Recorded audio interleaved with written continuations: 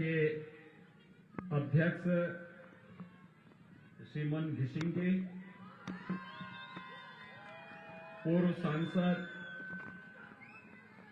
CPRM के अध्यक्ष CRB Rai ji,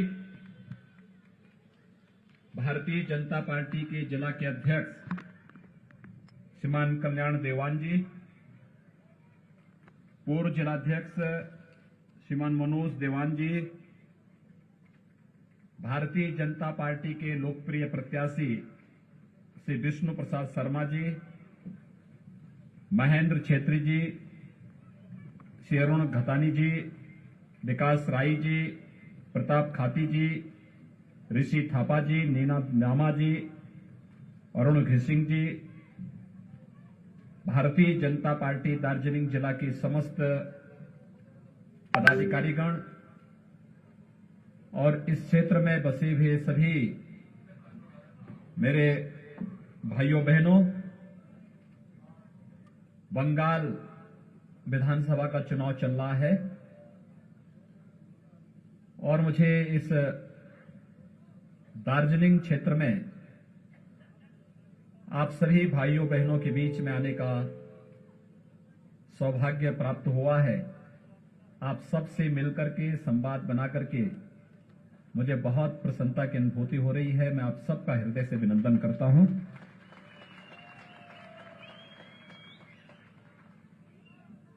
आपके हितों को लेकर के आपके नेताओं ने एक लंबी लड़ाई लड़ी है, लेकिन आपकी भावनाओं के साथ कांग्रेस ने, फिर कम्युनिस्टों ने और पिछले 10 वर्षों से टीएमसी लगातार खिलवाड़ कर रही है।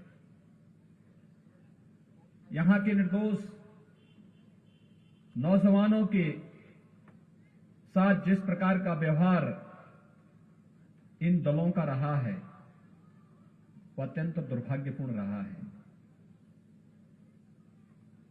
हम सब जानते हैं कि देश के अंदर अनेक समस्याएं थी 2014 के पहले, क्योंकि 2014 के पहले देश के अंदर जिन लोगों ने ज्यादा समय तक शासन किया था उसमें कांग्रेस और उसके सहयोगी दल ज्यादा थे। उन्होंने समस्याएं ज्यादा दी, वे समस्याओं के समाधान पर विश्वास नहीं करते थे। और आपने देखा होगा 14 के बाद मोदी जी के प्रधानमंत्री बनने के बाद उन समस्याओं का एक एक करके समाधान होता हुआ गया। आज देश के अंदर जम्मू कश्मीर देश के अंदर आतंकवाद का सबसे बड़ा मुद्दा बना था, आज जम्मू कश्मीर की समस्या का समाधान हो गया है। दार्जिलिंग का नौजवान भी अगर चाहेगा आज के दिन कि वह जम्मू कश्मीर के अंदर अपने लिए जमीन और मकान खरीदना चाहता है, कोई आपको रोक नहीं सकता है। आप भी पूरे मजबूती के साथ जम्मू कश्मीर के अंदर अपने लिए जमीन और मकान खरीदने के अधिकारी हो सकते हैं। यह अधिकार मोदी जी ने आपको दिया, यह अधिकार लिया था कांग्रेस ने, लेकिन मोदी जी ने वापस यह अधिकार देश के नागरिकों को दिया। आज जम्मू कश्मीर विकास की प्रक्रिया के साथ जुड़ करके तेजी के साथ आगे बढ़ रहा है। भाइयों बहनों, बोडोलैंड की समस्या, मैं भी असम विधानसभा चुनाव में गया था। कितने भी तेजी के साथ विकास की इस प्रक्रिया के साथ आज बोडोलैंड आगे जुड़ रहा है। आज वहां का नौजवान खुशहाल है। अयोध्या में राम जन्मभूमि पर भगवान राम का भव्य मंदिर बने, 500 वर्षों से हिंदू समुदाय इसके लिए लड़ा था, लेकिन आजादी के बाद भी कांग्रेस इस मुद्दे को उलझाती थी, लड़ाती थी। मोदी जी आए, सभी बाधाओं को दूर किया और आज अयोध्या में भगवान राम की भव्य मंदिर के निर्माण का कार्य भी प्रारंभ हो चुका है। भाइयों बहनों, ऐसे ही बंगाल विधानसभा का चुनाव बंगाल की समस्याओं के समाधान के साथ साथ दार्जिलिंग क्षेत्र में गोरखा समुदाय की समस्याओं के समाधान का भी एक माध्यम बनना चाहिए। और यही अपील करने के लिए आज मैं आपके बीच आया हूं। आखिर क्यों इन दलों ने पहले इस समस्या के समाधान में रुचि नहीं ली? क्योंकि इनके हित जुड़े हुए थे, इनके द्वारा शोषण किया जाता था, विकास के नाम पर आने वाले पैसे में लूट खसोट मची हुई थी, यहां की भरपूर प्राकृतिक संपदा को जिसको आपके पूर्वजों ने संरक्षित किया था उसका वे दोहन करना चाहते थे, और आपके पूर्वजों ने उस लड़ाई को लड़ करके उसका दोहन नहीं करने दिया तो उन पर अत्याचार होना प्रारंभ हुआ था। आज उस समस्या का समाधान करने के लिए ही कि भारत के संविधान के दायरे में रह करके हम यहां की समस्या का समाधान करेंगे, भारतीय जनता पार्टी इस बात का आश्वासन देने के लिए आपके बीच आई है। आपने श्री राजू बिष्ट को यहां से सांसद बनाया, वे यहां से आपकी समस्याओं को देश के सर्वोच्च मंच पर रखते हैं, विकास की योजनाओं को लेकर के यहां पर आ रहे हैं। लेकिन जब भारतीय जनता पार्टी का एमएलए भी यहां से चुनाव जीतेगा, बंगाल के अंदर भारतीय जनता पार्टी की सरकार बनेगी, तो डबल इंजन की सरकार की गति भी कई गुना होती है। ये वैसे ही जैसे उत्तर प्रदेश के अंदर आज है। आज आप उत्तर प्रदेश के अंदर विकास की प्रक्रिया को जोड़ते हुए देख सकते हैं। उत्तर प्रदेश 4 वर्ष पहले उत्तर प्रदेश के बारे में कहा जाता था कि यहां अराजकता है, गुंडागिर्दी है, दंगा होते हैं, पर्व त्योहार शांतिपूर्ण ढंग से नहीं मनाए जा सकते। लेकिन 4 वर्ष के अंदर उत्तर प्रदेश के अंदर एक भी दंगा नहीं हुआ। भाजपा आने के बाद दंगे समाप्त हुए, हर पर्व और त्योहार शांतिपूर्ण ढंग से मनाए जा रहे हैं। कुंभ का आयोजन हम लोगों ने प्रयागराज की धरती पर किया था, गंगा यमुना सरस्वती के त्रिवेणी पर 24 करोड़ से ज्यादा श्रद्धालु वहां पर आए थे, 24 करोड़ से ज्यादा। अयोध्या में भगवान राम के भव्य मंदिर के निर्माण का कार्य प्रारंभ हो चुका है, और आज विकास की किस तेजी के साथ उत्तर प्रदेश आगे बढ़ रहा है। आप अनुमान करिए, उत्तर प्रदेश में 4 वर्ष के अंदर 40 लाख गरीबों को एक एक आवास उपलब्ध हो गया है। 1 करोड़ 38 लाख गरीब परिवारों को निःशुल्क विद्युत के कनेक्शन, 1 करोड़ 57 लाख गरीबों को रसोई गैस के निःशुल्क कनेक्शन, 2 करोड़ 62 लाख गरीब परिवारों को एक एक शौचालय, 6 करोड़ गरीबों को 5 लाख रुपए सालाना आयुष्मान भारत की सुविधा, जिसमें 5 लाख रुपए हर वर्ष उन परिवारों को स्वास्थ्य बीमा के लिए सरकार के द्वारा उपलब्ध कराए जा रहे हैं। 2 करोड़ 42 लाख किसानों को प्रधानमंत्री किसान सम्मान निधि में 6,000 रुपए हर वर्ष उपलब्ध कराए जा रहे हैं। भाइयों बहनों, 14 करोड़ गरीबों को अकेले उत्तर प्रदेश के अंदर मुफ्त में राशन उपलब्ध करवाने का कार्य किया जा रहा है। ये काम गरीब कल्याण के हैं। आपने देखा होगा, बंगाल के अंदर भी पंचायत चुनाव हुए थे, कितनी हिंसा हुई थी, लोकल बॉडी के इलेक्शन में कितनी हिंसा हुई थी, और इस समय उत्तर प्रदेश के अंदर चुनाव चल रहे हैं। आपने एक भी जगह हिंसा नहीं देख रहे होंगे। मैं बंगाल में प्रचार कर रहा हूं, उत्तर प्रदेश में शांतिपूर्ण तरीके से चुनाव चल रहे हैं। यह है परिवर्तन। इंफ्रास्ट्रक्चर, हमने नेपाल को, बिहार को, छत्तीसगढ़ को, झारखंड को, मध्य प्रदेश, राजस्थान, उत्तराखंड, हरियाणा, दिल्ली, इनसे जुड़ी हुई उत्तर प्रदेश की पूरी सीमाओं में जितने भी हमारे मार्ग थे उनको 4 लेन की कनेक्टिविटी से जोड़ा है। 5 नए एक्सप्रेसवे उत्तर प्रदेश के अंदर बन रहे हैं। ये 5 एक्सप्रेसवे उत्तर प्रदेश की इकोनॉमी को बढ़ाने वाले, उत्तर प्रदेश की प्रति व्यक्ति आय को कई गुना बढ़ाने की वादा रखते हैं। एयर कनेक्टिविटी को बेहतर किया है। ये सब इसलिए संभव हो पाया है क्योंकि प्रधानमंत्री मोदी जी का बरदहस्त और उनका मार्गदर्शन है और उनका सहयोग है। उत्तर प्रदेश के अंदर भाजपा की सरकार है और डबल इंजन की सरकार विकास की प्रक्रिया को तेजी के साथ आगे बढ़ाती है तो उत्तर प्रदेश की 24 करोड़ जनता के जीवन में खुशहाली लेके आती है। और यही तो हम बंगाल के लिए भी कहना चाहते हैं। आखिर दार्जिलिंग और उसके इन क्षेत्रों की कितनी प्राकृतिक सौंदर्य है इसमें। ये प्राकृतिक सौंदर्य यहां पे पर्यटन की संभावनाओं को भी आगे बढ़ाता है। ये पर्यटन, ये प्राकृतिक सौंदर्य हेल्थ एंड वेलनेस के नए स्पॉट के रूप में हेल्थ टूरिज्म को भी आगे बढ़ाने का एक मादा यहां पे रखता है।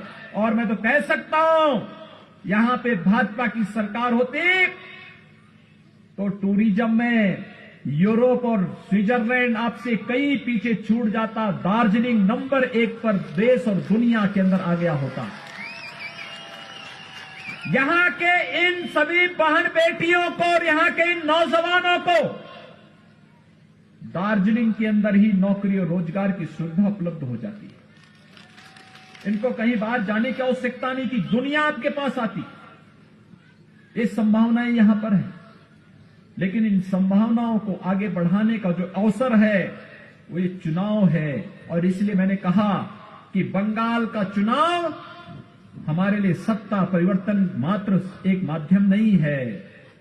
बंगाल के अंदर हर एक क्षेत्र में खुशहाली लाने का एक माध्यम भी है, समृद्धि लाने का माध्यम भी है।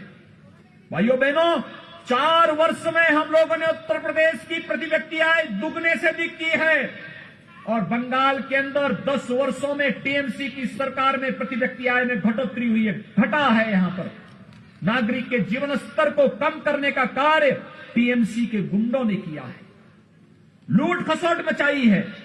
योजनाओं का लाभ यहां के नागरिकों को नहीं मिल पाता है।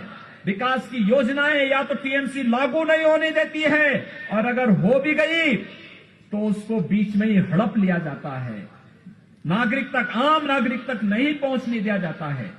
क्या नहीं है आपके पास? सब कुछ तो है, केवल उचित नेतृत्व और मार्गदर्शन की है। और आपने श्री राजू बिष्ट को यहां से सांसद बनाया, अब उनके साथ सहयोग करने के लिए एमएलए भी दीजिए, हर एक क्षेत्र में एमएलए भी दीजिए। भाइयों बहनों, आप देखना विकास कैसे आगे बढ़ता है। विकास तेजी के साथ आगे बढ़ता हुआ दिखाई देगा। मुझे आश्चर्य होता है, यहां पर गोरखा समुदाय पर तो अत्याचार हुआ ही, चाय बागान के श्रमिकों के साथ कितना शोषण हुआ। देश के अंदर उनको प्रतिदिन जो उनका मानदेय है 300-350 रुपए प्रतिदिन मिलता है, उनको जमीन के पट्टे मिलते हैं, लेकिन बंगाल के अंदर यहां पर 200 रुपए भी नहीं मिलते, उसमें भी शोषण होता है, जमीन का पट्टा नहीं मिलता है। उनके सामने अपने जीवन को बचाने की भी समस्या है और आजीविका को बचाने की भी समस्या है। जीवन और जीविका दोनों को बचाने के लिए भारतीय जनता पार्टी आपके बीच में काम करना चाहती है और इसी के लिए आज हम सब आपके बीच आए हैं। भाइयों बहनों, जो पार संभावनाएं यहां पर हैं टूरिज्म के साथ साथ, आखिर यहां पे यूनिवर्सिटी क्यों नहीं बननी चाहिए? क्यों नहीं बननी चाहिए? अगर अच्छी सरकार होती, बंगाल के अंदर विकास की सोच वाली सरकार होती, तो जैसे उत्तर प्रदेश के अंदर 2 एम्स बन रहे हैं, 4 वर्ष में 30 नए medical college, government medical college हम लोग बना रहे हैं, 30 मेडिकल कॉलेजेस नए बना रहे हैं, एम्स, आईएम, आईआईटी, इंफ्रास्ट्रक्चर के लिए नए एयरपोर्ट जैसे उत्तर प्रदेश के अंदर बन रहे हैं, ऐसे ही बंगाल के अंदर रुचि लेने वाली सरकार होती तो उनका लाभ बंगाल के नागरिकों को, दार्जिलिंग के नागरिकों को भी मिला होता। लेकिन दीदी तो हर काम के लिए चिढ़ जाती है, नाराज हो जाती है,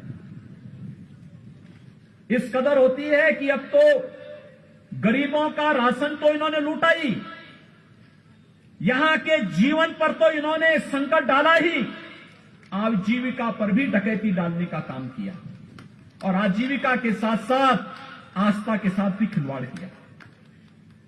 यानी दीदी पहले दुर्गा पूजा रोकती है, फिर सरस्वती पूजा रोकती है, और अब तो कहती है कि जय श्री राम बोलोगे तो जेल में डाल देंगे। बंगाल के अंदर अजीब सी स्थिति पैदा करने का प्रयास हो रहा है। बंगाल की धरती तो हमारे लिए बड़ी पवित्र धरती है, आध्यात्मिक गुरुओं को देने वाली धरती है। रामकृष्ण परमहंस, स्वामी विवेकानंद, एक लंबी श्रृंखला चलती है। गुरुदेव रविंद्रनाथ टैगोर, बंकिम चंद्र चट्टोपाध्याय, भारत को राष्ट्रगान और राष्ट्रगीत देने वाली धरती है बंगाल की धरती।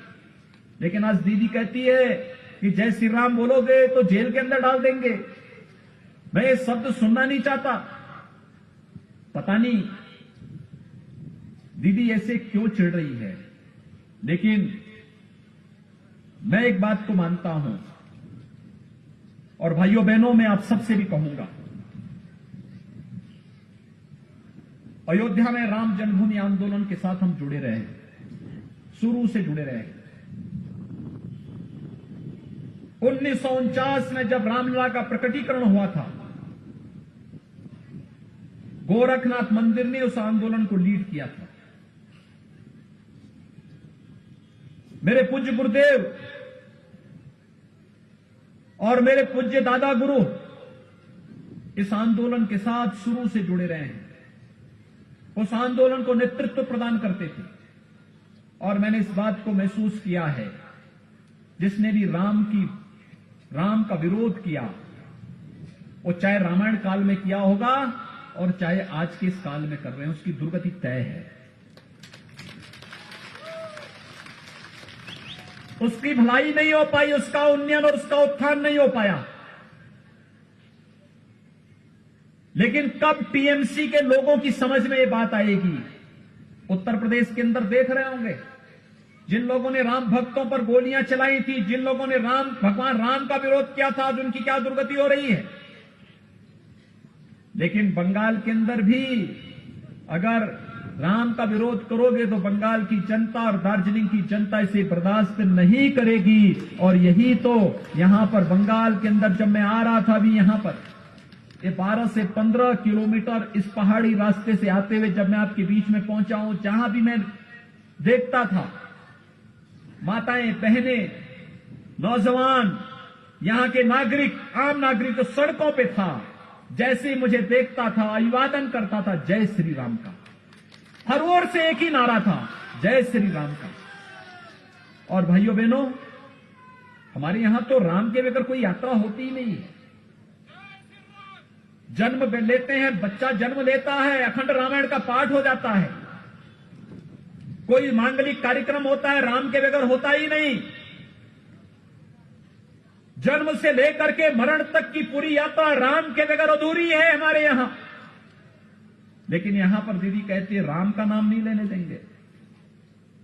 मैं दीदी को बताना चाहूंगा, बहुत सारे लोग हुए हैं जिन्होंने राम का विरोध किया, इतिहास में सब गायब हो गए, कोई पूछता ही नहीं।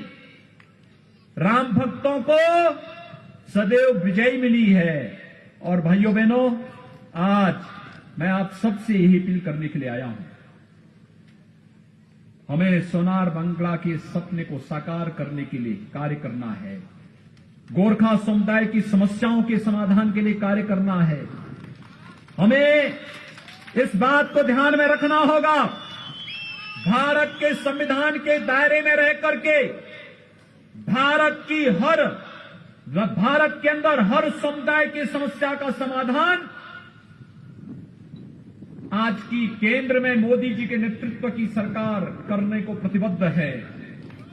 और भाइयों बहनों, हम सबको मोदी जी के विजन पर कार्य करना है। हम सबको मोदी जी के नेतृत्व में कार्य करना है, उनके विजन के अनुसार आगे बढ़ना है, देश की समस्याओं का समाधान करना है और एक भारत श्रेष्ठ भारत की परिकल्पना को आगे बढ़ाते हुए भारत को दुनिया की एक महाताकत के रूप में स्थापित करना है। और इसी के लिए तो आज हम सब आपके बीच यहां पर आए हैं।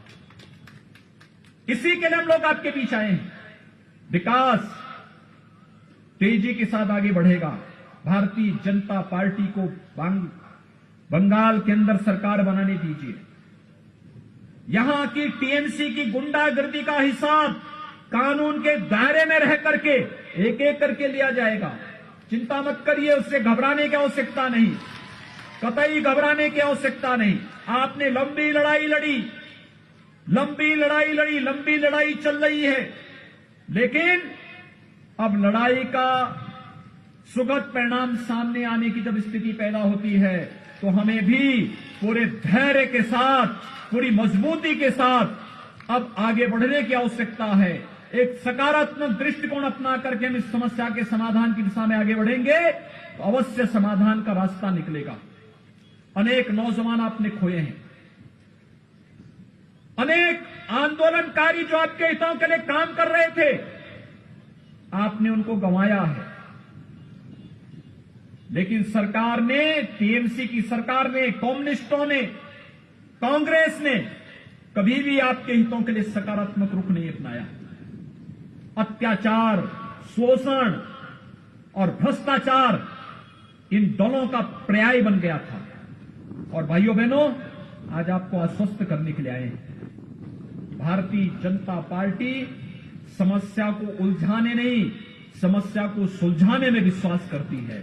और सुलझाने की दृष्टि से इस चुनाव में भारतीय जनता पार्टी आपके बीच फिर से आई है। आपका सकारात्मक रूप भारतीय जनता पार्टी के प्रति दिखाई दे रहा है, हर एक क्षेत्र में देखने को मिला है। आपने लोकसभा चुनाव में समर्थन किया, विधानसभा चुनाव उसकी अगली कड़ी है। और जो मैंने कहा, जब डबल इंजन की सरकार आएगी, तेजी के साथ ये कार्यक्रम आगे बढ़ेंगे, तेजी के साथ आगे बढ़ेंगे। आज आपने देखा होगा, नई नई दृष्टि कार्यक्रम आगे बढ़ रहे हैं, अलग अलग क्षेत्रों में कार्यक्रम चल रहे हैं। विकास की प्रक्रिया तेजी के साथ आगे बढ़ रही है। देश के अंदर 70 वर्ष लगे,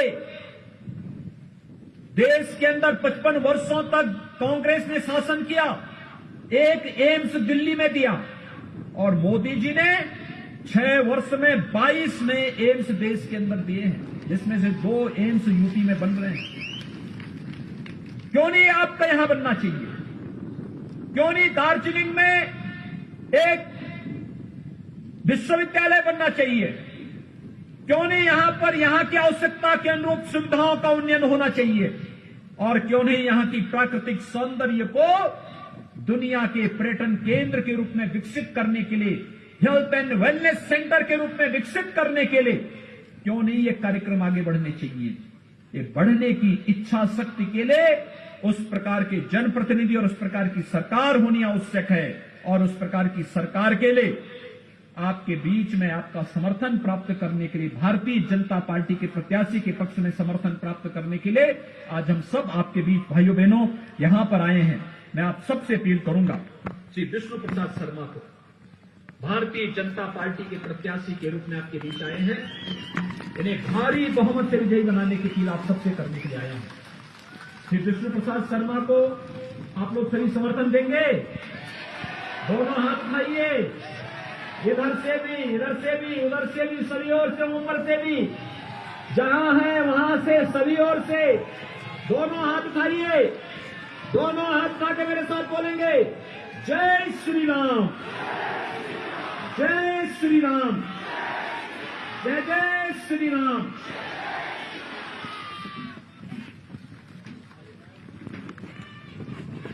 धन्यवाद।